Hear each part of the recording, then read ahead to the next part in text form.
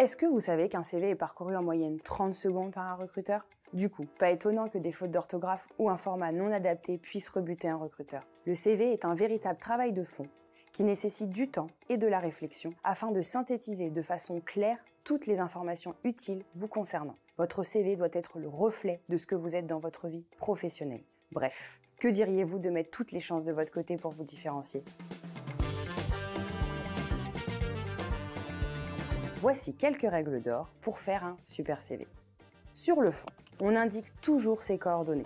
Nous n'avons pas besoin de savoir dans quelle rue précisément vous habitez, mais il faut faire figurer au moins votre numéro de téléphone et une adresse mail. La photo n'est pas obligatoire, mais si vous décidez d'en mettre une, il faut qu'elle soit sobre et professionnelle.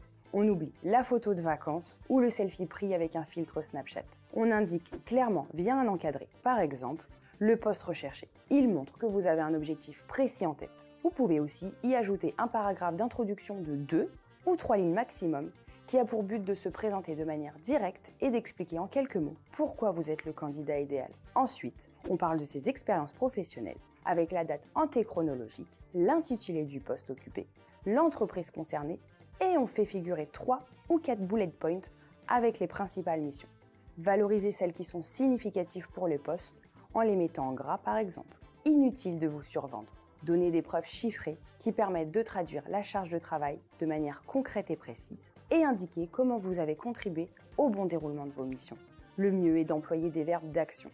Attention à ne pas donner de langage spécifique à votre environnement professionnel actuel. N'oubliez pas de laisser de la place pour indiquer les compétences que vous avez acquises tout au long de votre carrière et oubliez les compétences fourre-tout comme capacité de travail importante et autonomie. Quel que soit votre niveau d'expérience, les compétences métiers et transverses sont indispensables et doivent sauter aux yeux du recruteur. Ce n'est qu'ensuite qu'on peut parler des formations avec l'année d'obtention du diplôme. Vous parlez plusieurs langues? Alors indiquez le score obtenu lors des tests officiels, mais uniquement si c'est utile au poste. Vous pouvez également mettre en avant les outils spécifiques que vous maîtrisez. D'autres choses? Autorisez-vous à préciser vos centres d'intérêt, mais seulement s'ils appuient votre projet professionnel. Sur la forme, on se contente d'une page, voire de grand maximum. On peut avoir envie de mettre en avant toutes nos expériences, mais limitez-vous plutôt aux informations clés qui donnent du sens à votre parcours. Il faut aussi bien travailler le visuel. Mon conseil est donc simple, ne faites pas dans la complexité. Votre CV doit être toujours concis, attractif et facile à lire. Que préférez-vous entre ce CV et ce CV? On est d'accord pour dire que le rose c'est très sympa, mais il fait beaucoup trop fouillis. Et en tant que recruteur, on n'arrive pas à rapidement voir ce qui nous intéresse.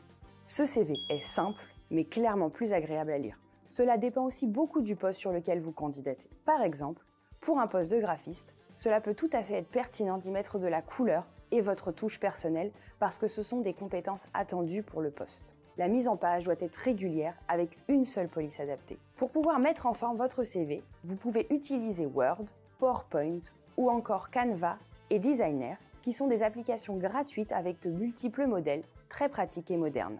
Plusieurs avis valent mieux qu'un, donc pensez à demander de l'aide pour vous faire relire. Une faute d'orthographe est si vite arrivée. Vérifiez le rendu de votre CV en l'imprimant par exemple. Et puis une fois que tout ça est fait, envoyez votre CV en PDF pour qu'il soit lu sur tout type d'ordinateur. À vous de jouer!